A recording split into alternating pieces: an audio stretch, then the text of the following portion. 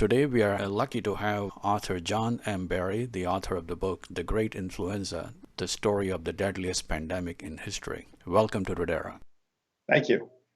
It's an engrossing and eye-opening book, but also the book has won awards, not to say the least. But the most important award that I saw that was the Outstanding Book Award given by the National Academies of Science in 2005 as the outstanding book on science or medicine.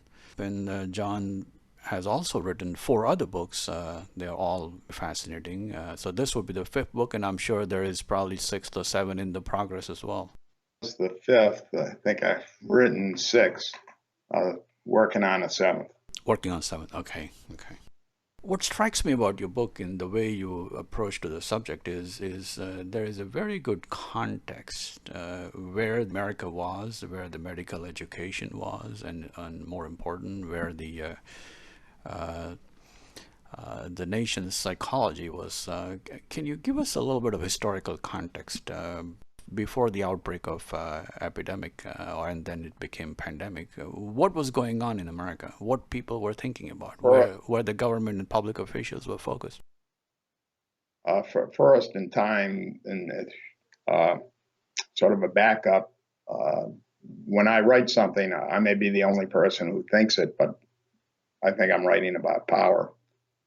And the figures whom I choose to focus on are people who have some role in exercising power over whatever the circumstances are. So in the influenza book, I was focusing on the scientists, although certainly politics got into it. And as a result, really the first 60 or 70 pages is a background of American medicine prior to the pandemic. America had always had an anti-intellectual streak, unfortunately. And American medicine through most of the 19th century was pretty much the most backward in the world, or in the Western world anyway, with the exception of surgery, because the Civil War allowed surgeons they developed techniques and insights. But with the founding of Johns Hopkins University, which was modeled after German universities, in 1876, that began to change. Then in 1891, I believe, the medical school was founded. And this became a beacon, really, to everybody in American medicine who wanted to do real science. Prior to that, for that matter, after that, most American medical schools allowed anybody who could pay student fees to go to school and become a doctor. Because the faculty salaries were generated by student fees. So they had no incentive to turn anybody away. Even at Harvard in the 1880s, all you needed to do was pass 5 out of 9 courses, and you got an MD. You never saw a patient in practically every med school in the country except for Hopkins. They didn't see patients. All the courses were lectures. Harvard began to change after a recent graduate killed 5 or 6 patients in a row because he didn't know the lethal dose of morphine. So that scandal caused Harvard to make some progress. But even in the 1870s, after Pasteur was revolutionizing biology and developing the germ theory of disease, even the best American medical schools didn't even have a microscope. Again, all this changed with Hopkins. Forced to compete with Hopkins, other schools got better. Then in 1910, there was what was called the Flexner Report, written by Abraham Flexner, which was really muckraking. Talked about just how awful most American medical schools were. And within a few years, roughly half of all American medical schools disappeared. And those that remained suddenly became pretty good. Right now, there is no bad American medical school. Some are better than others. So that's sort of the background. And it was a first generation of scientifically trained, very, very capable investigators who were confronting the pandemic. The other part of the background is, of course, the war. Because of World War I, Wilson, the president, had created an infrastructure geared to fight the war, to win the war. He was intense, obsessive, focused, and he talked about force to the utmost until right triumphs. That's a direct quote. And he wanted the entire country to function as he did himself. And part of that meant creating what was called the Committee for Public Information, a propaganda arm. The architect of that committee wrote that nothing in experience teaches us that truth is superior to falsehood. That all that matters, he said, was the impact of whatever it is you're saying. So this propaganda arm was prepared to lie, or at least to distort and mislead, in order to keep morale up and focused on winning the war. Anything negative was regarded as disloyal. Army camps, for example, banned a song that said, "I wonder who's kissing her now." So that's the context. And, when the pandemic arrived, national public health leaders, one of them said, this is ordinary influenza by another name. It was called Spanish influenza. It didn't start in Spain. But during the spring, Spain was not at war and wrote about it. Newspapers on other countries weren't writing about it. Again, that would be bad for morale. Their press was censored. In the U.S., it was self-censorship, but every bit as complete. And so it became known as Spanish flu. So now you have a second wave. The first wave was pretty mild and also very spotty. A lot of places were missed entirely. In fact, only a minority of places in the United States saw any influenza at all in the spring, although it did spread through Europe a little bit more widely. A national public health leader, as I said this is ordinary influenza by another name. Another one says you have nothing to fear if ordinary precautions are taken. And yet it was eminently obvious to everybody, with people dying around them and dying sometimes with horrific symptoms, that this was not ordinary influenza by another name. You could die in less than 24 hours after the first symptoms. That's not ordinary. The symptom, normally influenza is respiratory disease exclusively. Symptoms were initially misdiagnosed as dengue, typhoid, cholera. That's not ordinary influenza. People could actually bleed not only from their nose or even their mouth, but actually from their eyes and ears. That's not ordinary influenza. People were turning so dark blue from lack of oxygen that in the book I quote one doctor writing a colleague, he had difficulty distinguishing white soldiers from African American soldiers because their pallor was so similar. That's not ordinary influenza. In most cities, the local public health officials were echoing the national line. In fact, in Little Rock, where at the Army camp a few miles outside the city, the doctor is writing, the corridors are filled with cots. All we see is death and destruction. A few miles away, the Little Rock newspaper is saying influenza, plain old La Grippe, just trying to laugh it off because they were, again, thinking that anything negative would be bad for the war effort.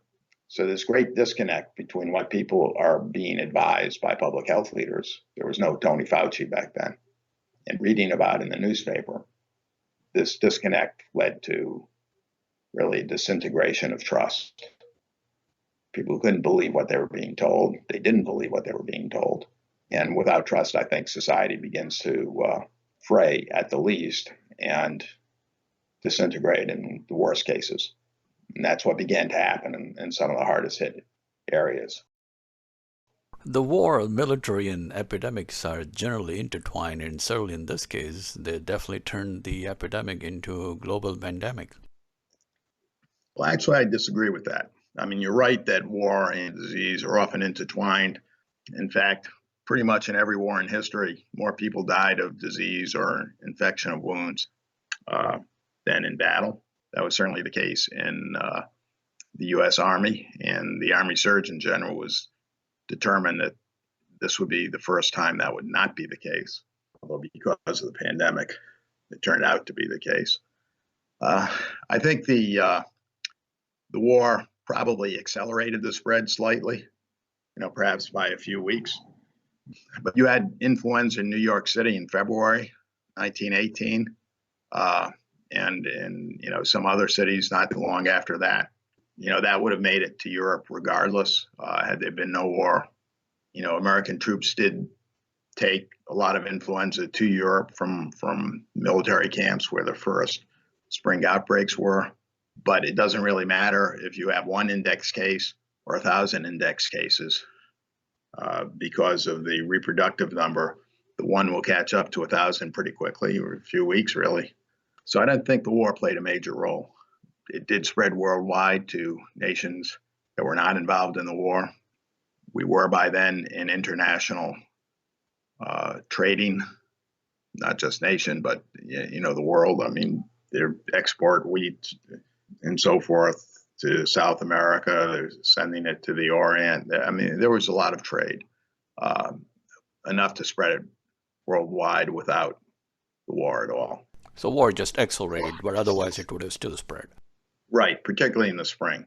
Mm-hmm. But again, I don't think it would have made more than a few weeks difference.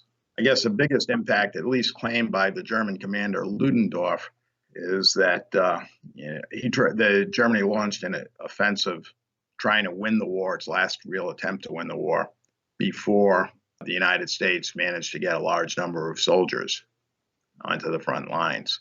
And Ludendorff blamed an outbreak of influenza for the failure of that offensive. On the other hand, the British and French troops had influenza as well. So there was a great leveler. I don't know that Ludendorff was correct. He just didn't want to take responsibility. Once the influenza epidemic started, I mean, it came in waves, and as you bring it up so well in the book, in the second wave was very lethal and very widespread, and also it killed more people in 24 weeks than more people have died in HIV/AIDS virus in 24 years? Yeah, or really forever.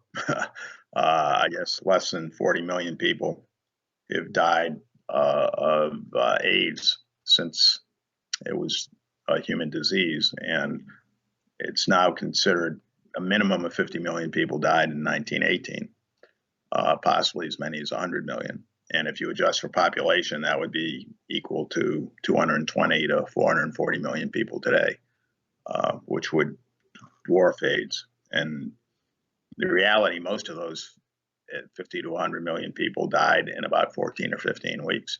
Probably about 2/3 died in that second wave, which started in late September and stretched into December. And in many cases, the virus was so lethal that entire villages or towns were wiped out. I mean, the experiences of people in Philadelphia, Alaska, and also in American Samoa were very different. If you want to give us a little bit highlights of that what was going on in these cities, especially in Philadelphia and in Alaska, that it spread so rapidly. Well, Philadelphia was sort of archetypal example of what I was talking about earlier, the focus on the war. Nationally, there was a Liberty Loan Parade planned for September 28th. A lot of cities had it. But by then in Philadelphia, influenza was establishing itself. And the medical community insisted that the parade be canceled. They were telling reporters this, reporters were writing stories about it, and newspaper editors were killing the stories. The parade was supposed to raise money for the war, so that was more important than protecting people's lives, according to the editors. And the local public health commissioner was complicit in this. The parade went forward, and like clockwork, the incubation period of influenza is 1 to 4 days. Boom, influenza exploded in the city. It was one of the hardest hit cities in the country, probably in the world. And it also continued to be a negative exemplar of, again, what we were talking about earlier, the press being complicit.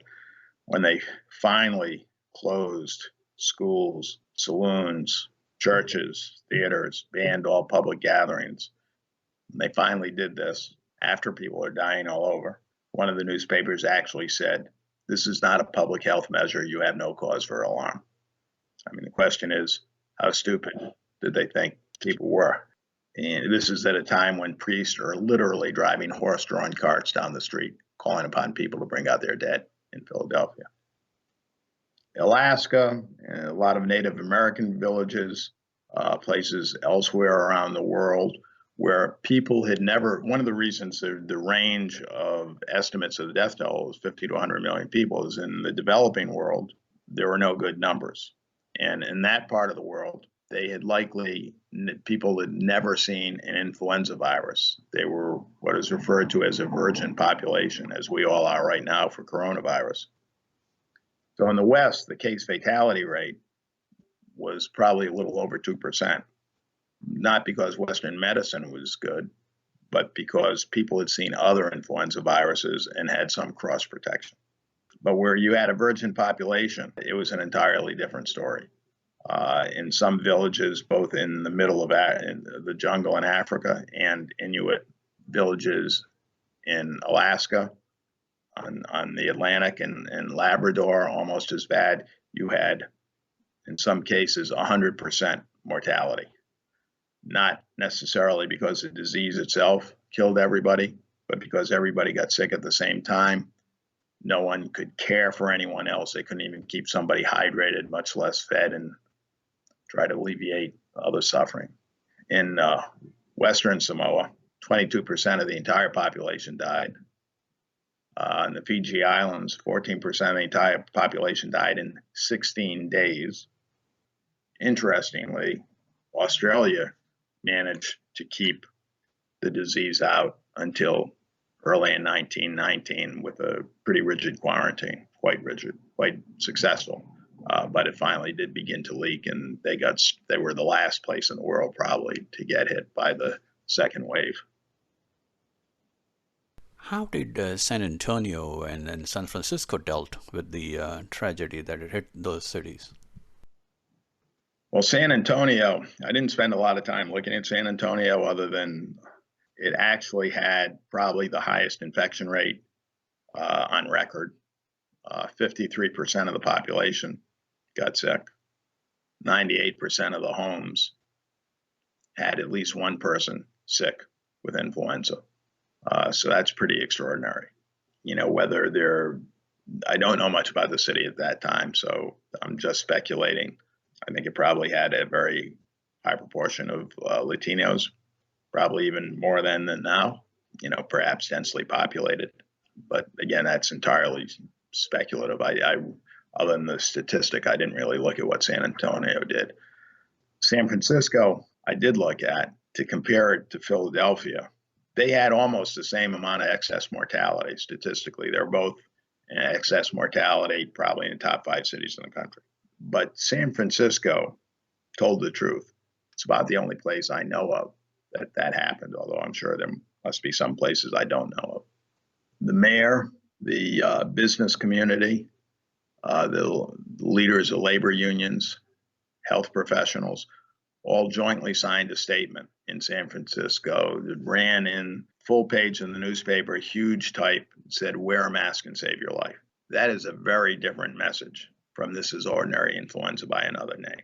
So Philadelphia I used as a city as an example of one that where the society began to fray.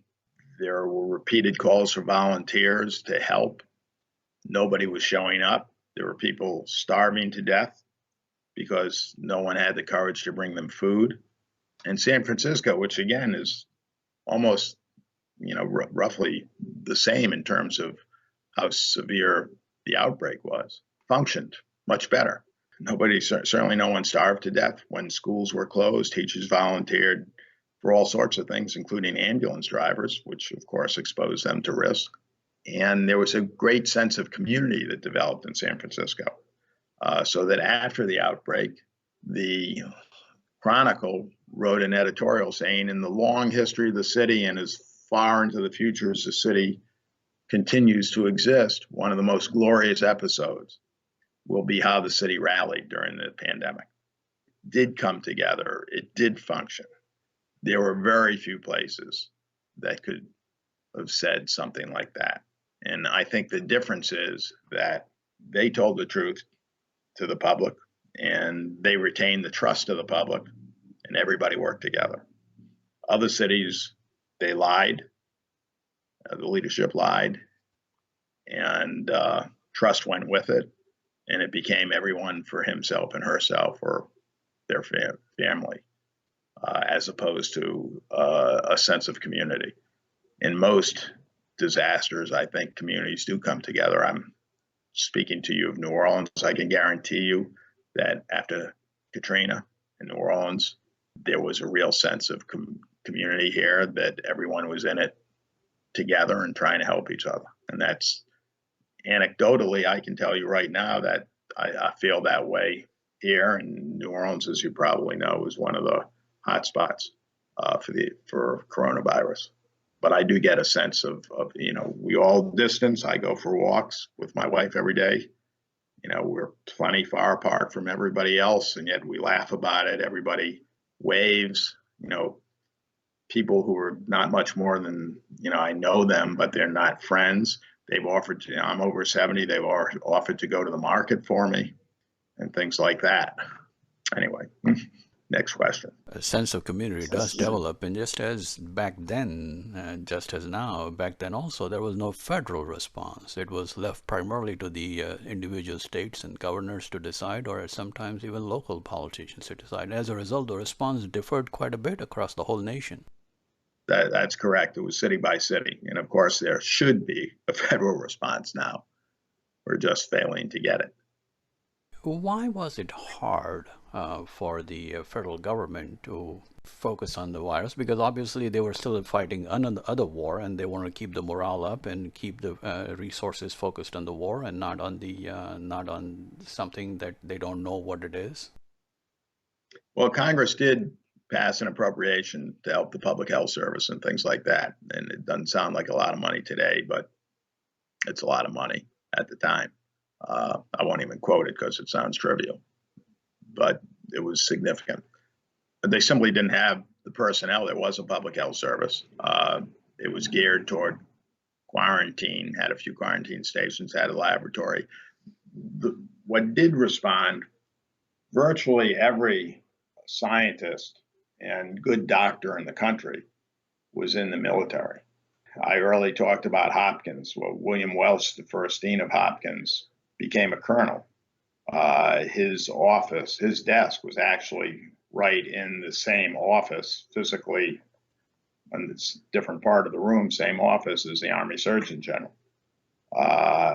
He and what is now Rockefeller University, then called Rockefeller Institute of Medical Research, the entire institute was incorporated into the Army. Everybody became an officer except for one guy named Oswald Avery, one of the most brilliant scientists of the time. He was a Canadian, so they made him a corporal. Kind of funny. So there was a significant response by the military, scientifically and medically. It's hard to imagine the proportion of doctors who were incorporated into the Army and Navy. I forgot the precise number, but I believe it was over a third. And not only, and that understates it, because they would have been the best trained doctors. They would have been the newest doctors, the one who were most scientific, who had graduated from medical school after the revolution in American medical education. So you did get that kind of federal response. Mm-hmm. Of course, it's nothing they could do. They didn't have ventilators. There was a very primitive means of administering some oxygen, but nothing like today. So there wasn't anything but supportive care that was available.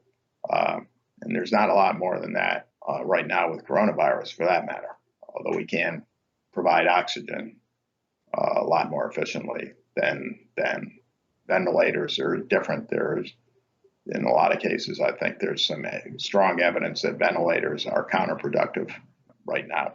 Let's not get into that.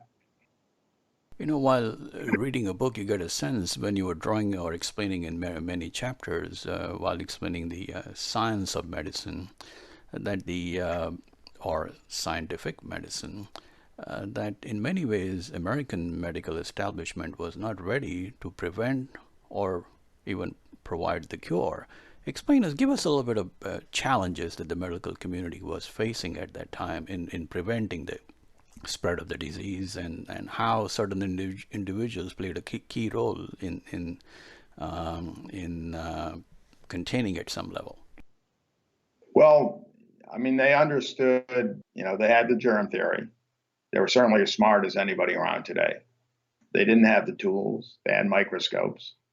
They knew how to make a vaccine, but they didn't know for a vaccine to work, it has to target the pathogen that's killing you. And they didn't know what the pathogen was. There were tremendous efforts to identify the pathogen. There was one of the greatest scientists in history is probably Robert Koch, and a German who did incredible work. And his protege, a guy named Richard Pfeiffer, thought that he had identified the cause of influenza. It's a bacteria which still has influenza in its name. It's called Haemophilus influenza. And there was a pandemic in 1889, nothing like 1918, but he thought that he had identified the cause. So people were making vaccines against Haemophilus influenza, which was causing some secondary bacterial pneumonias, but obviously was not the main cause of influenza. There were other vaccines developed against the pneumococcus. If you get a vaccination today against pneumonia, you're getting a straight line descendant of what was developed back in 1918. And that helped if you had a second bacterial infection with the pneumococcus. But if it was something else, if it was staphylococcus, they didn't have anything. And of course, the main thing, they didn't even know what a virus was in 1918.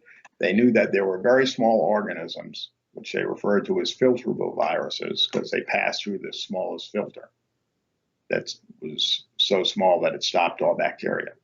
But they didn't know if it was just a really, really small bacteria and functioned like bacteria, or whether it was a completely different kind of organism. Obviously, it's a completely different kind of organism. Bacteria are alive, viruses are not. Pretty big difference. Bacteria will grow if you give them whatever food they like to eat. Viruses need to enter a living cell to replicate. So you need a cell culture, which wasn't developed until the next decade. So given those limitations, there were, again, only supportive care. There was a lot of scientific advance made because of research that started at the pandemic. I mentioned pneumonia vaccines. I mentioned the identification of the virus. Earlier, I mentioned Corporal Avery. I had already started studying the pneumococcus, but definitely fixed his life on that during the pandemic, his future scientific life. And by studying the pneumococcus, he actually discovered that DNA carries a genetic code. It didn't come for 25 years, but it's certainly one of the most important discoveries in any scientific field in the 20th century, and arguably the single most important discovery.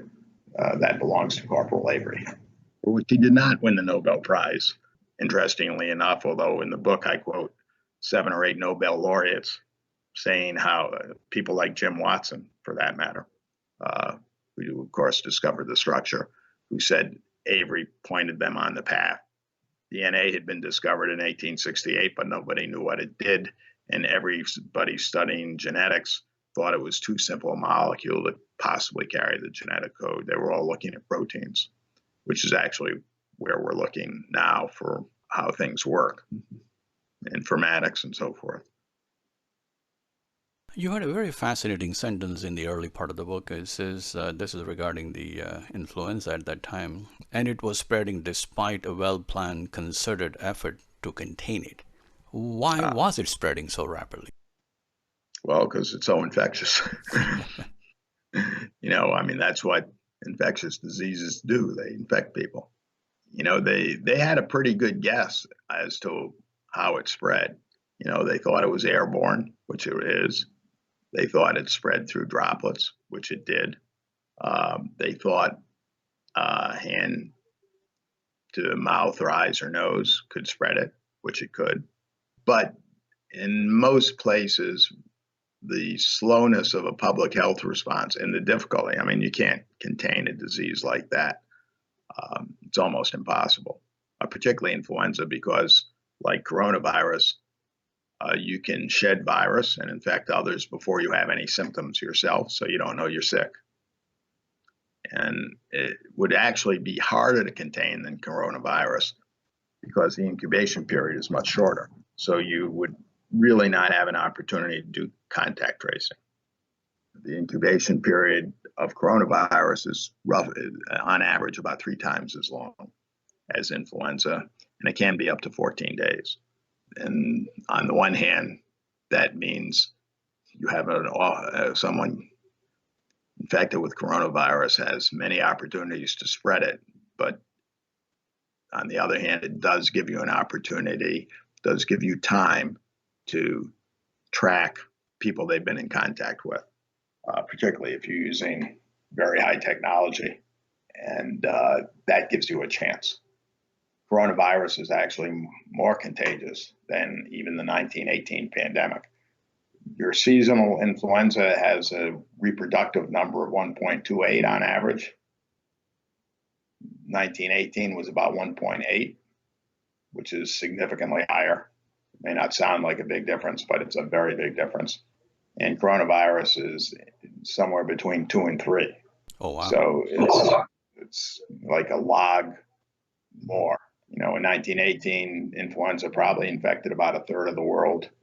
If coronavirus were not contained at all, it just did whatever it would do naturally, it would probably infect 70 to 80% of the world.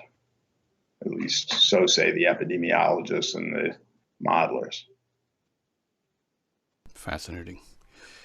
There's another quote that I'm quoting directly from the book here. The greatest challenge of science, its art, lies in asking an important question and framing it in a way that allows it to be broken into manageable pieces, into experiments that can be conducted and ultimately lead to answers. To do this requires a certain kind of genius, one that probes vertically and sees horizontally. There were scientists there. They were tackling this thing. Give us a little bit of highlight of who were these people and what did they achieve? Well, of course, I already mentioned Avery. They were looking at, he was key in developing a vaccine against the pneumococcus. What happened was the pneumococcus has different forms. Some are quite virulent, some are not virulent. And he happened to mix in a test tube some that were dead of one form with the living form of the other, and discovered that the pneumococcus transformed itself. Somehow it had taken on the qualities of the other form of pneumococcus, and it became known as the transforming principle, at least in his laboratory. And this was obviously a very, very important question, because it related directly to heredity. That shouldn't have happened. How did that pneumococcus transform itself from one kind to another? It took him 25 years to figure out the answer. But again, it was almost like, bracketing artillery. He would perform one experiment after another, and every one was a failure. But as he said, when you fall down, pick up something. He said he thrived on failure because he was learning something from each failure.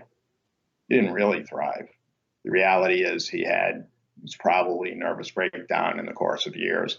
Over a period of a decade, more than a decade, he didn't publish a single scientific paper. That's what scientists do, is publish papers. That's like a football coach losing 30 or 40 games in a row and still believing in what he's doing. So he just trudged on through failure after failure after failure. But as I said, it was like bracketing artillery barrage. He was getting closer and closer and closer to the answer. And finally, he did identify that DNA had been absorbed by the living pneumococcus, which then transformed itself into the other form of the bacteria. And he demonstrated that DNA carried the genetic code. The irony is he was being considered for the Nobel Prize for his lifelong contribution to immunology. As I said, he developed the pneumonia vaccine and did other things as well. But when he published a paper about DNA, it was so controversial, so many geneticists regarded it as nonsensical, that the Nobel Committee wouldn't give him the prize because they thought it would be an endorsement of his controversial paper on DNA. That's why I say he's probably the single person in the world most deserving of the prize who never won it. Who was Paul Lewis? Well, Paul Lewis, I opened the book with him in the prologue. I pretty much closed the book with him. He died of yellow fever, which he was investigating. And at my wife's suggestion, I dedicated the book to his spirit. But Paul Lewis was a tragic figure because I ended up talking to the two scientists whose father had worked with Lewis and were themselves scientists. And these were very accomplished people who routinely were around other Nobel laureates. Both of the children of the scientists who knew Lewis personally told me that, and these people didn't know each other, they independently said that Lewis was the smartest person they had ever met. Lewis, as a young scientist, proved polio was a viral disease, even though they didn't know what viruses were, but he did prove it was one of these very tiny particles. And that was 1908. And 2 years later, he had a vaccine that was 100% effective protecting monkeys from polio. These are pretty major accomplishments. But he took on a problem which he couldn't solve. And he was floundering around. He was at the Rockefeller Institute. He kept getting these job offers to found major departments of microbiology. And he kept turning them down. And the head of the Rockefeller Institute told him, look, we are not going to renew your contract. You are out. It was Rockefeller Institute was a tough place. You didn't produce, you were gone. And he was advised, take this job. Take this job. It's a great job. Take it. But Lewis wanted to live the life in a laboratory. He didn't want to be an impresario handling other scientists. He wanted to be in the lab himself. And as I said earlier, actually I didn't say it. I said he died of yellow fever. I believe he committed suicide by giving himself yellow fever. He volunteered to go down to Brazil to investigate the disease and died in a laboratory accident, supposedly. Again, there was a very fine novel called Arrowsmith, which won the Pulitzer Prize. Sinclair Lewis wrote it.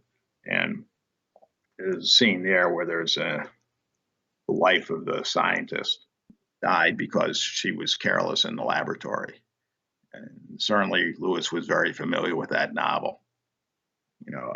I can't prove it, but I really think he wanted to go out in a blaze of glory and not as a failure.